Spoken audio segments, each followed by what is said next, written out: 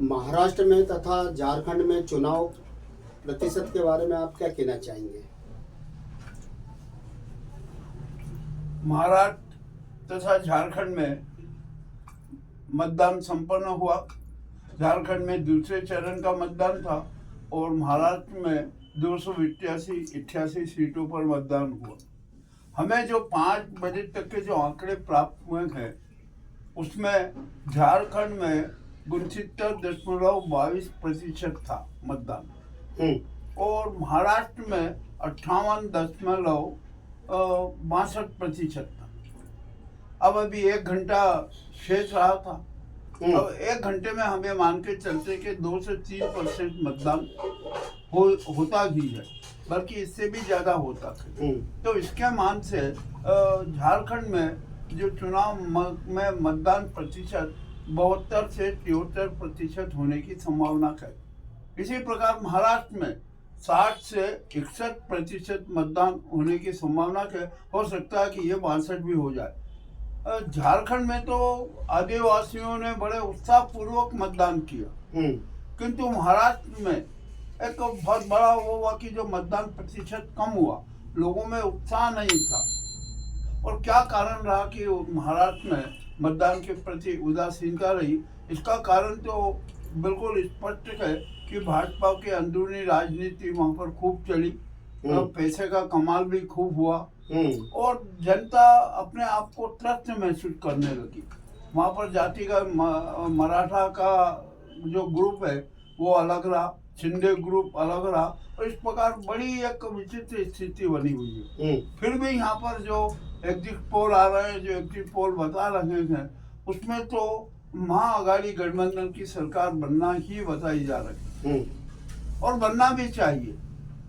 इसी प्रकार झारखंड में जो दूसरे चरण का मतदान हुआ है उसमें जो आदिवासियों ने जो उत्साह दिखाया है, उससे भी स्पष्ट होता है कि महाराष्ट्र में सोरेन सरकार फिर से काबिज होगी। ये बिल्कुल स्पष्ट बात है और हो सकता है कि यदि पैसे का खेला हुआ हो, ईवीएम का खेला हुआ हो हरियाणा जैसा, तो फिर कुछ चुनाव परिणाम दूर से आ सकते हैं, परंतु ऐसा होगा नहीं। क्योंकि अब आप हम जनता की बात करें, जनता बहुत त्रस्त है। टमाटर,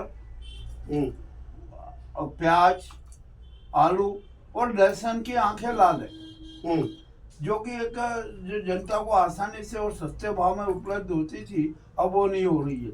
जब इनकी आंखें लाल है तो जनता की आंखें भी लाल होना स्वाभाविक है। 2 रुपए की खरीदी प्याज की और 50 रुपए किलो बेचा गया है। 48 रुपए का उसमें स्वयं किलो पे देखिए, यहाँ पर इतनी मुनाफाखोरी होती है, इतनी मुनाफाखोरी होती है कि हद से ज्यादा। और ये मुनाफा राशि किसानों को नहीं जाती, न उपभोक्ताओं को जाती है। जो बीच के दलाल लोग हैं वो दलाल ही खा जाते हैं। पूरा एक चक्र चल रहा है और हमारी कोई भी सरकार जनता की न तो बात सोचती है न जनता की बात करती है।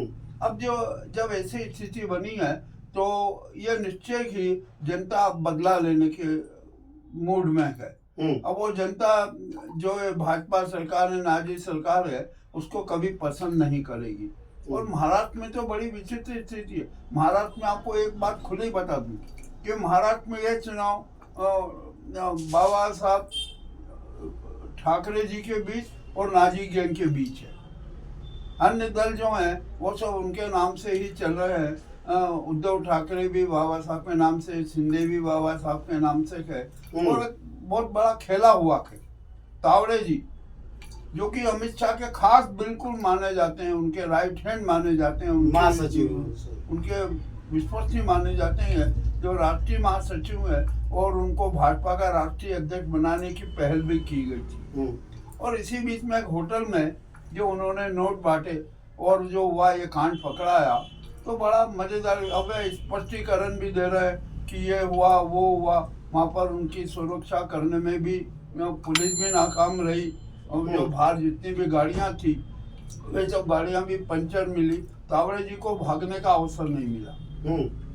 फिर भी जो विधायक हैं उन्होंने प्रार्थना की कि भैया मुझे बचाओ। तो वहाँ के जो अघाड़ी के जो चुनाव प्रत्याशी हैं उन्होंने किसी भी तरह से तावड़े जी को बचाया। जो भी हो, अब तावड़े जी को बात, और वहां पर एक बहुत बड़ी और मजेदार बात हुई। ये 5 करोड़ का मामला था, ये तो अलग ही है, किंतु उसके साथ वहां पर और पुलिस ने कितना जब्त किया, 9 लाख रुपए। ये तो जब्त हुआ है ना, यानी आप पैसा तो बांट रहे थे, ये तो सिद्ध हो गया, एफआईआर भी दर्ज हो गई। और दूसरी तरफ जो वहां पर 2 डायनियां पुलिस को जब्त की, 2 डायनियां मिली, और उसमें 15 करोड़ रुपए का हिसाब था कि इस नेता को इतना दिया, इस नेता को इतना दिया, इस नेता को इतना दिया, इस नेता को इतना दिया। अब हमारे जो मुख्य चुनाव आयुक्त थे, अब क्या बोलेंगे? राजीव कुमार क्या बोलेंगे? ये तो आचार संहिता का खुला हुआ उल्लंघन हुआ। उन्होंने भी स्पष्ट कह दिया कि हाँ एफआईआर होना चाहिए, ये आचार संहिता का उल्लंघन है। अब जो भी हुआ को, महाराष्ट्र के चुनाव को हम निष्पक्ष फेयर चुनाव नहीं कह सकते। परिणाम जो भी आए वो कुछ भी नहीं है। और इतना तो सच है कि यहाँ पर नाजी सरकार की प्रतिष्ठा गिरी है। और आपको एक बात और बता दूं कि जो बड़ी नाटकबाजी चल रही थी, तो भाजपा ने ही तावड़े, भाजपा के जो शीर्ष नेता हैं जो अपना वर्चस्व चाहते हैं, फडणवीस, उन्होंने ही उनको तावड़े जी को फंसाया। यहाँ पर क्या पता कि कुछ माल में कमी आ गई थी, इस कारण फंसाया, या अपना राजनीतिक वर्चस्व जमाने के लिए, मुख्यमंत्री बनने के लिए तावड़े जी को निपटाया। किसी भी प्रकार के जो भी हुआ वो, इस प्रकार की घटना हुई है। और जब महागठबंधन आघाड़ी में इस प्रकार की ऐसी कोई राजनीति नहीं हुई, सबने मिलकर चुनाव लड़ा। अब जो भी होता है, परिणाम हम 23 को देखेंगे, क्या आता है क्या नहीं आता, कि जनता ने क्या निर्णय दिया है। जो जनता निर्णय देगी वो तो सबको मान्य होगा। यह है हमारे झारखंड और महाराष्ट्र के मतदान की स्थिति। इसी प्रकार यूपी में भी जो हुआ है, वहाँ पर भी बड़े नाटकबाजी हुई, न जाने क्या क्या कांड हुए, और रोका गया, कुछ न किसी को वोट नहीं डालने दिया। महाराष्ट्र में तो बच्चों से फर्जी वोटिंग करवाने तक का प्रकरण आया। एक जो नेताजी हैं भाजपा के, उन्होंने तो अपने स्टूडेंटों को ही वहाँ भेज दिया कि जाइए फर्जी मतदान कीजिए, और मतदान केंद्र पे पकड़ा है। तो वहाँ यूपी में यदि 6 सीट योगी नहीं लाते तो क्या वो मुख्यमंत्री रहेंगे? देखिए, योगी वहां से अब विदा होंगे, निश्चित है कि उनकी विदाई तय है। चाहे वो सीट आए नहीं लाए, कुछ भी कम आई तो भी जाना है, और मान लो 5 सीट आ गई तो भी उनको जाना है। और संघ ने जो एक नया नाटक कर दिया कि वे अब आदित्यनाथ को भाजपा का राष्ट्रीय अध्यक्ष बनाना चाहते हैं, अपने हिंदू कार्ड के लिए, हिंदूवादी मिशन के लिए और हिंदुत्व के लिए। और आप जो बार बार मुझसे कहते हो योगी योगी योगी, मैं फिर कहता हूं कि आदित्यनाथ योगी नहीं है, वो सिर्फ आदित्यनाथ है, राजनीतिक ठग भी है और ठाकुरवाद का भी जनक है, और इस देश में सांप्रदायिकता के बीज बोने वाला चेहरा है आदित्यनाथ। आप ऐसा बोलते, ऐसा नहीं हो ईडी और सीडी?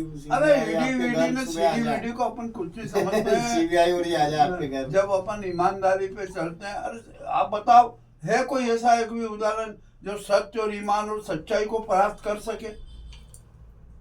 जो इतने बड़े बड़े जो दैत्यों के चक्र उनके सामने परास्त हो जाते हैं, तो ईडी सीबीआई नाजी गेम क्या? आपको डर नहीं लगता इनसे? हमें काय का डर लगता है? सत्य को कभी डर ही नहीं लगता है।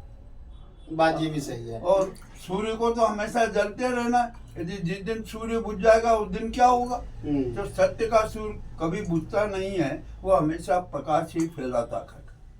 आपका नाम? केसी यादव। ग्राउंड रिपोर्ट मुकेश लश्करी, थीम न्यूज उज्जैन।